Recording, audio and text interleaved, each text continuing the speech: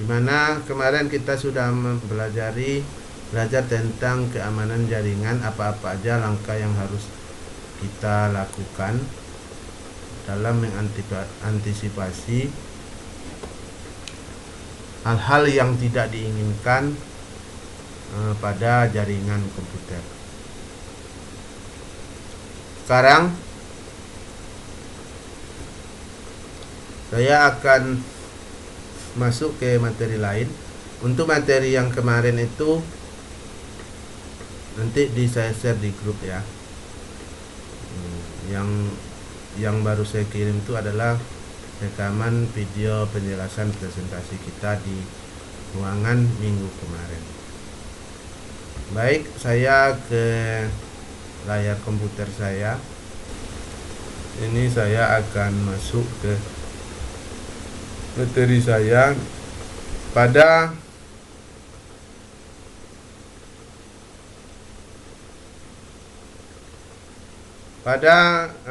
pertemuan ini. Saya akan menjelaskan tentang keamanan sistem operasi. Seperti yang kita ketahui, ini mengulang lagi karena kalian juga ada belajar mata kuliah sistem operasi ya. Salah satu sistem definisi sistem operasi adalah ini yang saya dapatkan. Mungkin ada pengertian lain, itu tidak menghilangkan substansi aslinya pemahaman dari sistem operasi. Sistem operasi komputer adalah perangkat lunak sistem yang dijalankan langsung saat komputer booting atau mulai hidup, yang bertugas untuk memanajemen perangkat lunak dan perangkat keras yang terhubung, atau juga disebut juga perangkat lunak yang bertugas untuk mengontrol dan memanajemen perangkat keras sehingga aplikasi dapat berjalan. Itu ya. Jadi ketika komputer dihidupkan, itu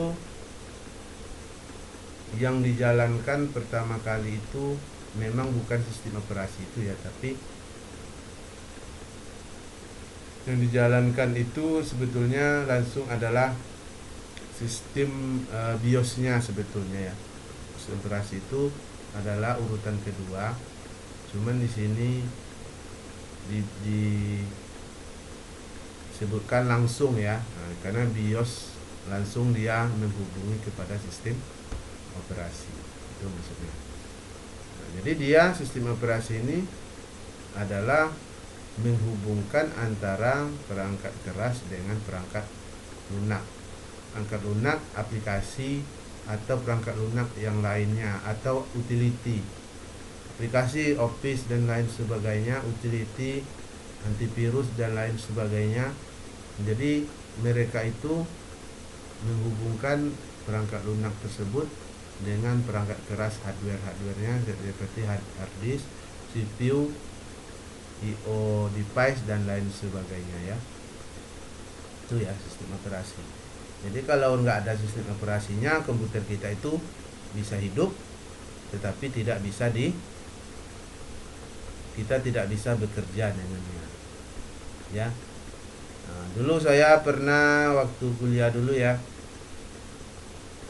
menghidupkan komputer yang muncul cuma tampilan hitamnya. Kenapa? Itu adalah salah satu contoh komputer yang nggak ada sistem operasinya. Tampilan hitam, kemudian ada tulisan di situ no disk, artinya harddisknya nggak ada, karena sistem operasi itu kan di harddisk sebetulnya ya. Itu salah satu contoh. Atau tampilannya biru aja, yang tampilannya halaman BIOS aja, dia bisa hidup tapi tidak bisa dijalankan. Itu ya.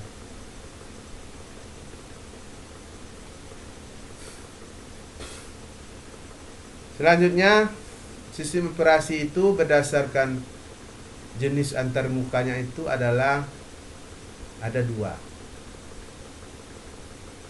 Yang pertama, command line interface. merupakan antarmuka yang digunakan untuk menggunakan sistem operasi dengan cara mengetikkan perintah. Nah, jadi penggunaan CLI ini umumnya untuk keperluan manajemen server, jaringan, dan programming. Ini adalah sistem operasi yang paling lama ya, yang paling awal-awal bentuknya itu CLI ini. Ada nama sistem operasinya dulu DOS ya, Disk Operating System, atau Unix untuk jaringan. Itu antarmukanya itu CLI ya. Dia semuanya hanya berdasarkan tampilannya itu adalah layar biru atau layar hitam ya. Dan di situ kalau kita ingin bekerja, kita mengetikkan sesuatu. Nah, kalau di dalam DOS dulu sebelum Windows ini ada namanya DOS ya, buatan Microsoft juga, itu tampilannya biru. Kalau membuat Office, kita ketik dulu di situ Lotus 123 karena itu dulu aplikasinya ya. Itu adalah komen CLI, itu DOS. Biasanya yang CLI ini aksesnya lebih cepat. Kenapa? Karena tidak memerlukan memori yang banyak dalam bekerja ya. Nah, cuman bagi kita yang udah biasa dengan GUI itu kurang srek aja rasanya ya, karena kalau zaman sekarang ini zamannya GUI ya, Graphical User Interface. Yang kedua adalah GUI atau Graphical User Interface. Merupakan antarmuka interaktif menggunakan grafis visual untuk memudahkan pengguna menggunakan sistem operasi bersangkutan. Penggunaan GUI populer digunakan untuk berbagai keperluan. Jadi GUI ini adalah sistem operasi yang kita gunakan sekarang ini, yang ditandai dengan tampilan layar. Kemudian ada namanya apa namanya tuh, logo atau apa tuh, yang bisa kita klik. Kemudian ada panah-panah yang kita jalankan lewat mouse. Kalau kita menjalankan suatu aplikasi, kita tinggal klik atau double klik pada ikon aplikasi. Kita bisa buat layarnya bagus. Dan ini kalau GUI ini merupakan inovasi dari sistem operasi, perkembangan teknologinya yang bagus, yang membuat kita nyaman bekerja ya. Itu salah satunya. Itu ya, jadi ada dua. Jadi kalau CLI ini biasanya banyak digunakan pada komputer server ya, untuk server dan baik itu jaringan, server untuk jaringan, server database, atau server workstation ya. Tuh. Sementara GUI ini biasanya untuk klien-klien aja ya. Ini ada selanjutnya adalah fungsi sistem operasi. Yang pertama, memberikan tampilan utama komputer. Nah, ini user interface ya. Jadi dia memberikan halaman awal di mana mulainya kita bisa bekerja. Yang kedua, menjalankan beberapa aplikasi dalam waktu yang sama, multitasking. Dengan ada sistem operasi ini, kita bisa menjalankan beberapa aplikasi dalam waktu yang sama.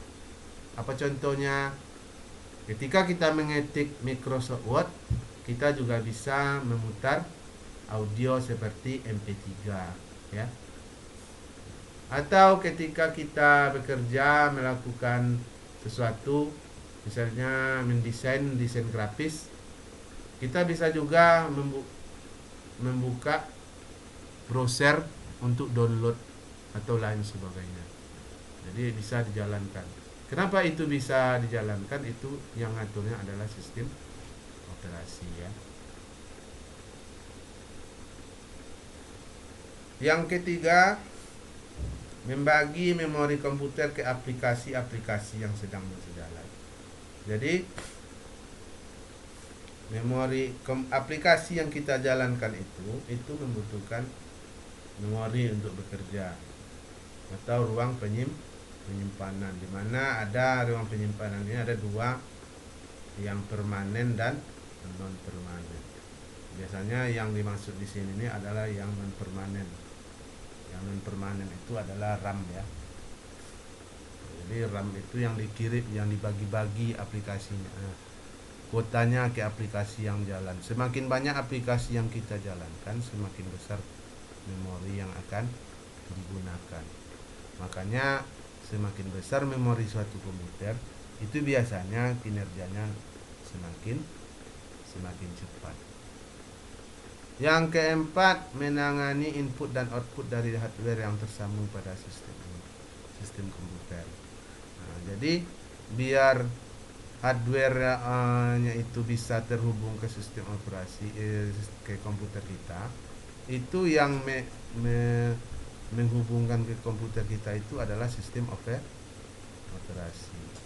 Kalau kita buka, ada namanya di halaman layar tuh, device manager. Itu adalah tampilan dari sistem operasi, di mana cara memanage hardware kita yang terhubung ke dalam komputer kita. Misalnya kalau kita colok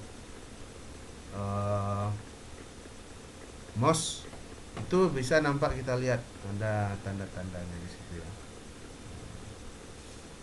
Atau kita memasang flash disk, itu juga ada indikator apanya,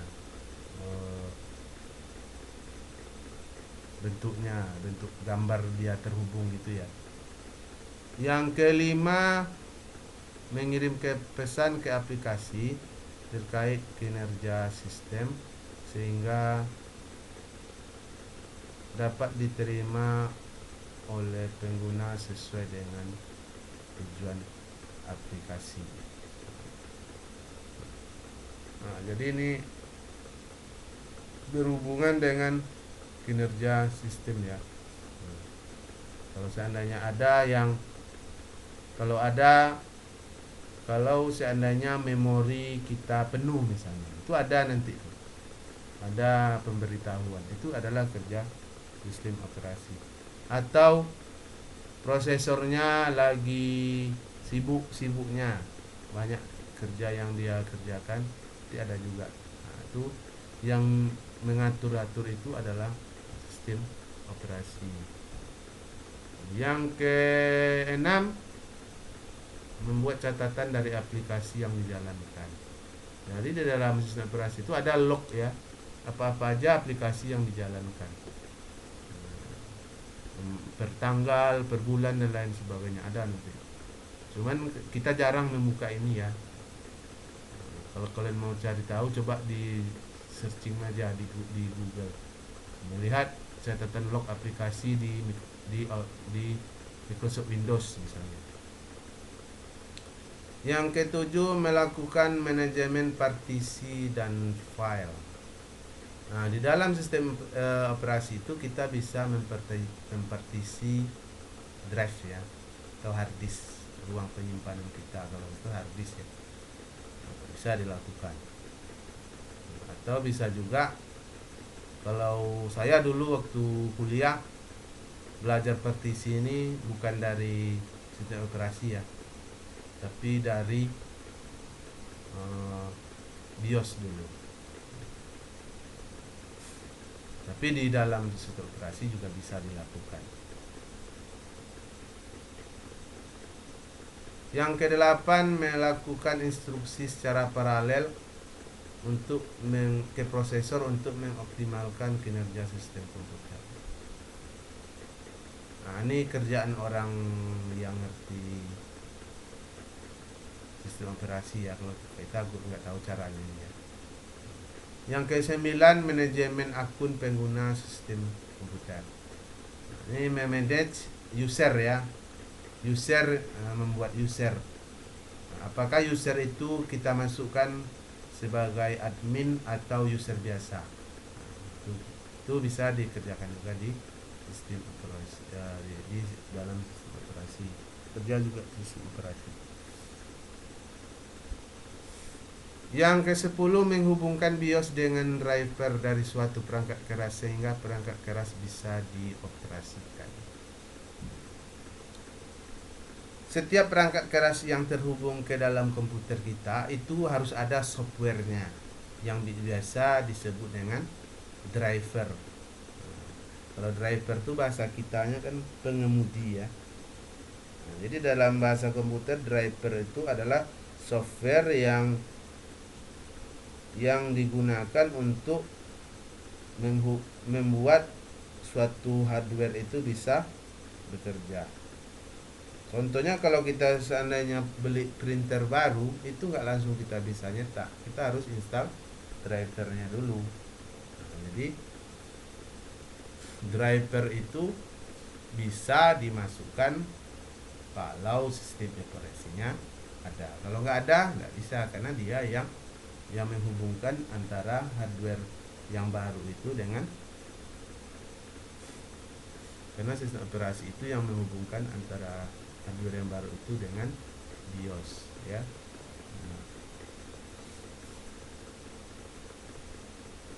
Selanjutnya contoh sistem operasi. Ini contoh-contohnya ya. Yang pertama adalah DOS. DOS dan Windows ini adalah dua yang berbeda ya. DOS itu kesingkatan dari Disk Operating System. Ini adalah pendahulu dari Windows. DOS ini dulu itu disimpan ke dalam disket dulu ya, karena waktu itu belum ada hard disk. Nah, itu sebelum hard disk digunakan, orang pakai disket. Itu kayak semacam segi 4. Kalau kalian mungkin tidak jumpa ya, kalau saya ada jumpa. Nah, ada tempat drive-nya, dimasukkan dulu ke dalam drive itu disket yang ada DOS-nya, baru dihidupkan. DOS ini berbasis CLI ya, artinya masih berbentuk teks ya. DOS. Kemudian untuk kita mau, biasanya dalam DOS ini kalau kita mau mengetik dokumen, kita perlu aplikasi yang aplikasinya juga disimpan di dalam disket. Aplikasi namanya WordStar waktu itu. Kita masukkan pula disket. Seperti itu ya. Jadi pertama mengoperasikan komputer itu lumayan ribet ya, nggak seenak sekarang. Kita masukkan disket, hidupkan, nanti mau mengetik, membuat laporan, keluarkan yang tadi, masukkan lagi disket yang isinya aplikasi WordStar. Kalau sekarang enggak, semuanya sudah tersimpan ke dalam hard disk. Nah, jadi setelah DOS ada namanya Windows. Nah, Windows ini dikembangkan Microsoft sejak tahun 85. Nah, sudah menggunakan GUI ya, Graphic User Interface. Sekarang ini Windows itu adalah sistem operasi yang paling populer. Yang pertama karena dukungan hardware yang menyebabkan dia populer. Yang kedua karena kemudahan instalasi dan kemudahan pengoperasiannya, makanya dia populer ya. Tuh. Yang kedua macOS atau Macintosh Operating System. Nah, ini adalah sistem operasi komputer yang dikembangkan oleh Apple sejak tahun 2001, yang merupakan sistem operasi standar dari perangkat komputer keluarannya. Jadi kalau kita punya komputer Apple, saya pernah lihat ya, agak lain bentuknya. Itu biasanya nggak rakitan build up dari Apple. Itu sistem operasinya adalah macOS, ya. Jarang orang pakai ya, karena ini adalah komputer mahal ya, lumayan mahal dari yang Windows. Kalau Windows ini biasanya komputer hardware, perangkat hardwarenya berbasis Intel ya, atau AMD, itu yang umum ya, kalau hardwarenya atau CPU. Yang ketiga, Linux. Linux ini adalah sistem operasi open source, artinya sistem operasi yang dikembangkan oleh banyak komunitas di dunia. Jadi source code untuk Linux ini terbuka dan bisa kita kembangkan, ya. Dan Linux ini banyak variannya, banyak. Ini adalah nama besarnya. Linux ini banyak macam-macamnya. Ada Debian ya, ada Ubuntu namanya, ada Fedora, ada Red Hat. Saya pernah menginstal di komputer saya, cuman adalah Fedora dulu. Cuman saya karena nggak ngerti cara penggunaannya, jadi jarang juga dipakai jadinya. Kemudian saya juga pernah dulu belajar waktu kuliah, waktu kursus dulu, menginstal sistem operasi Red Hat ya. Kalau kalian mau ngerti di Linux ini, masuk aja di komunitas Linux ini, banyak ya. Ini biasanya bagus untuk jaringan ya, untuk jaringan, untuk server Linux ini. Yang keempat, FreeBSD, yang dikembangkan oleh FreeBSD Foundation. Ini digunakan untuk desktop, untuk workstation, maksudnya server dan embedded system ya. Jadi FreeBSD ini untuk jaringan, keamanan, manajemen data server, dan menampung website yang sangat sibuk. Itu bagusnya ya.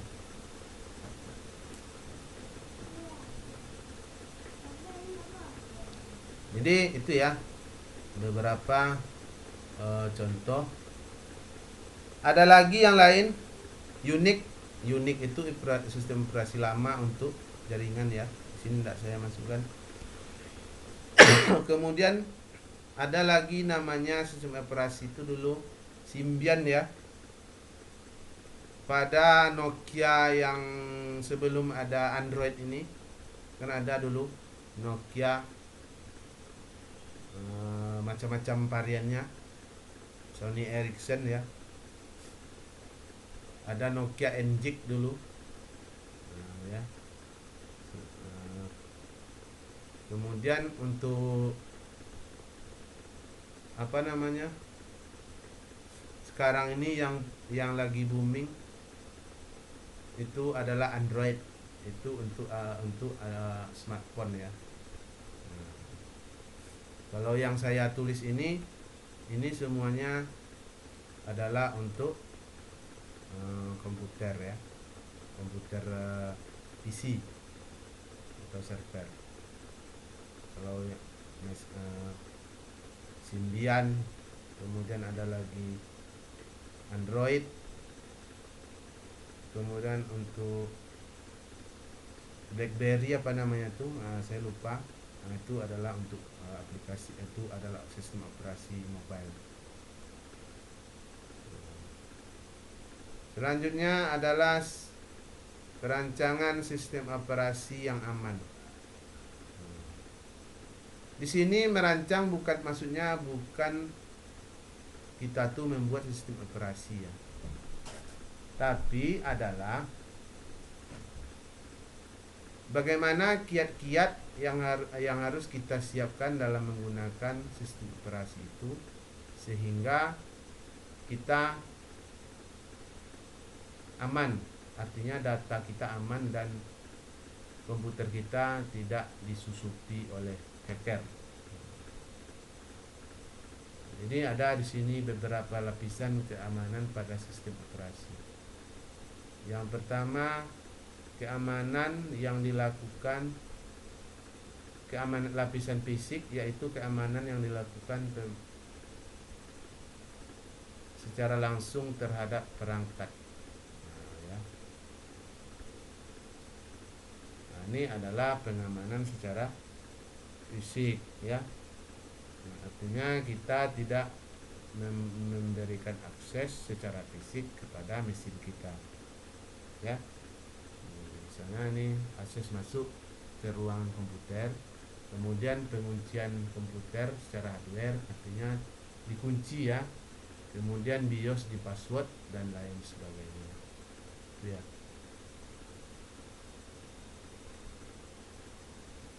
Yang kedua, keamanan lokal.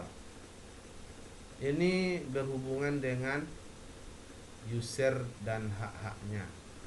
Artinya untuk user kita harus batasi apa aja yang bisa dilakukannya di komputer kita ketika dia memakai komputer kita, atau ketika dia login ke komputer kita. Kalau seandainya komputer kita itu adalah sebagai server, apa aja yang bisa dilakukan?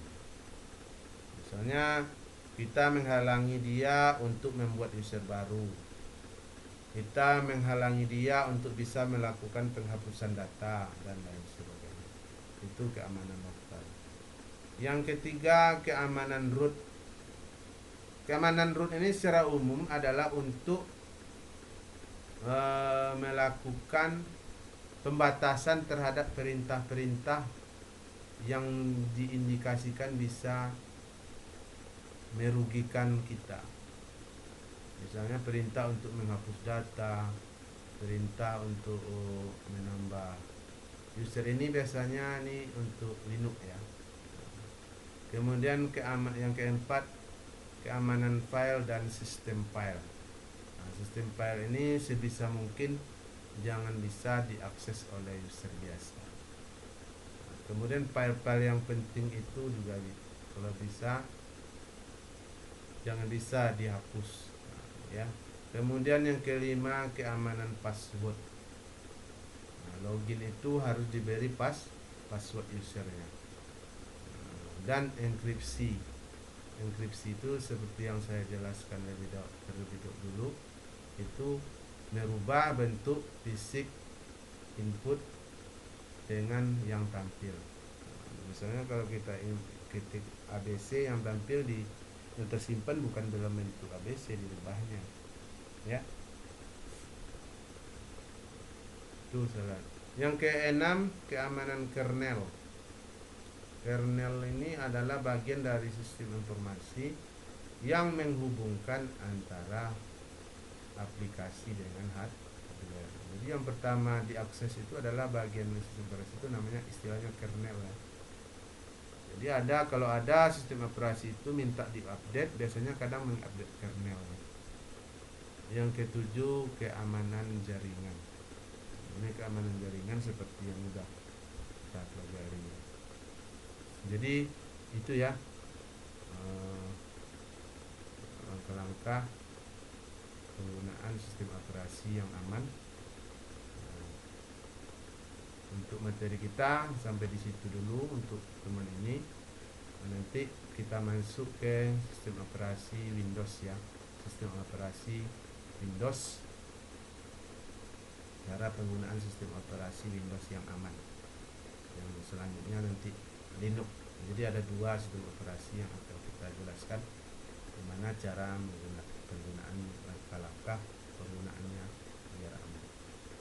Jadi itu, ya, kira-kira sebagai pengantar materi perkuliahan kita hari ini pada pertemuan yang keempat, ya.